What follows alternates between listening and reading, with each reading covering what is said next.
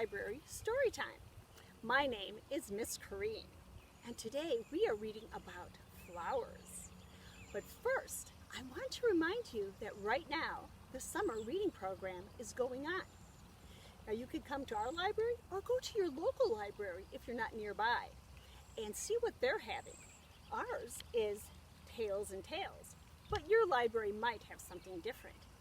And you could win all kinds of wonderful prizes just by reading. So let's start our first book now. It is called Zinnia's Flower Garden, and it is written by Monica Wellington. There's Zinnia with her seed packets.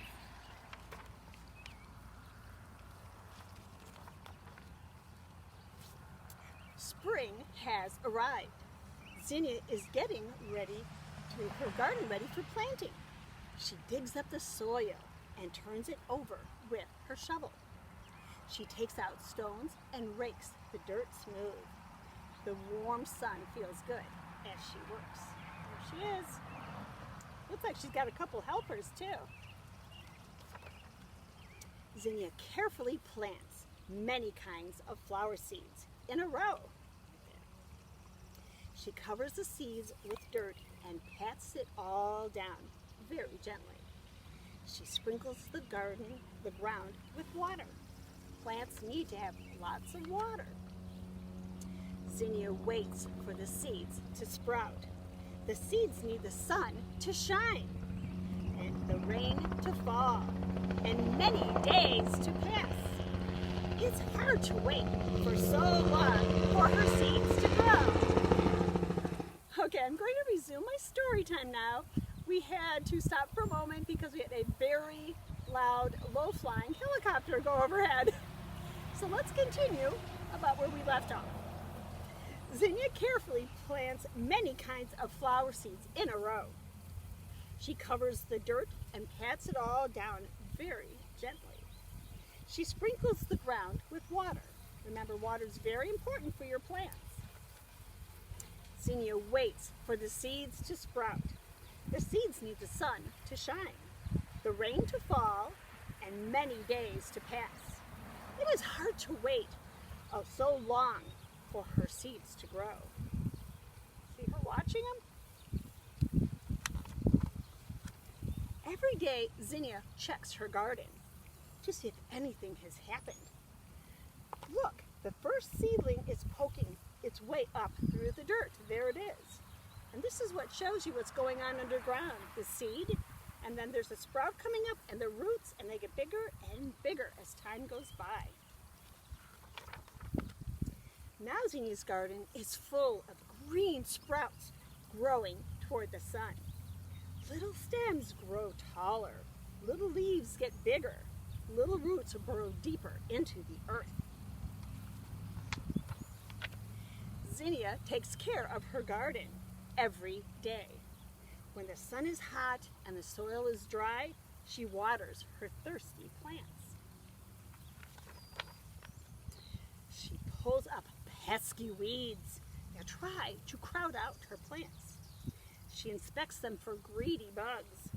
She measures how tall and strong and healthy her plants are growing. Every day they get bigger and bigger. First thing in the morning, Zinnia runs out to check her garden. She's excited to see the little buds growing on many of her plants. Little flower buds are starting. And then, at last, she finds what she's been waiting for. The first flower. One bud has blossomed. How beautiful, and what a sweet smell. There are many more buds that will soon open. And this over here shows you about what the flowers look like. There's the center, and then there is the stamens, it's called the stamen, and the petals, which I'm sure you all know what those are. The garden grows and grows with blossoming flowers. Zinnia paints reeds and picnics among them. Butterflies flutter. Bees buzz. Zinnia's garden is her favorite place to be on these warm summer days. Look at all those flowers. Her flowers are abundant, and Zinnia cuts some to arrange into pretty bouquets. The fragrant scent of the flowers swirl around her in the warm breeze. There's a bunch of the flowers that she has grown and their names. One hot summer day, Zinnia has a lemonade stand and puts up a sign. Pick your own flowers. Customers come and gather bunches of flowers and drops money in her jar. And she's selling lemonade for them. In autumn, as it gets colder, Zinnia picks the last flowers from her garden. She finds ripe seeds and that have formed. They are ready to be collected. She will save them and plant them for next year. The winter days are short. The sun is dim and the ground is covered by snow. But Zinnia is already planning her next year's garden. When spring comes, she'll be ready to grow her very own flowers again. The end. So I hope you like that book, and as you can see, you can plant flowers too. Now my next book can also show how you don't have to have your flowers outside. You can grow them in your own home. This one is called Flower Garden, and it's written by Eve Bunting. The Flower Garden. Oh, there's a shopping cart. Garden in a shopping cart doesn't look great. There it is. Garden on the checkout stand. I can hardly wait. Garden in a cardboard box. Walking to the bus. There it is. Garden sitting on our laps. People smile at us. Garden going up the stairs, stopping at each floor. This garden's getting heavier. At last, our own front door. Hurry, hurry, get the trowel. Spread the papers thick. Get the bag of potting soil. Get the planting mix. Purple pansies at each end. Daisies white as snow. Daffodils and geraniums and tulips in a row. Garden in a window box high above the street. There it is.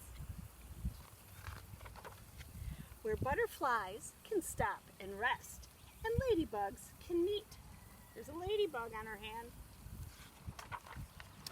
Walkers walking down below will lift their heads and see purple, yellow, red, and white, a color jamboree. There it is. Look at all the flowers in front of her. Oh, she's looking for somebody. Wonder who it is. Candles on a birthday cake. Chocolate ice cream too. Happy, happy birthday, Mom. A garden box for you. There they are, sitting in front of the garden box. So you see, you can have a garden inside your small garden inside your house. You can have it outside your window, or you can have a small one outside, or even a big one outside if you have enough room. So you can have a garden anywhere. So I just wanted to show you that I do have some flowers here of different kinds, and also that, see, aren't they pretty, the different colors? These ones also happen to keep mosquitoes away, so you can look that up at your library too. And then on this side we have our tomato plants. Did you know that the vegetables you eat also come from flowers? At least most of them. You can see there's little flowers starting on our tomato plants, which means those will be tomatoes. Isn't that exciting? So if you have a chance, go visit a garden and see what else there is Like behind us, we have our big garden with tons of flowers. So go visit a garden and see what you can see and try to identify all the flowers. Like I said, if you have trouble, you can always go to your library and look them up. So thank you for joining me today and learning about flowers. We'll see you next time. Bye-bye.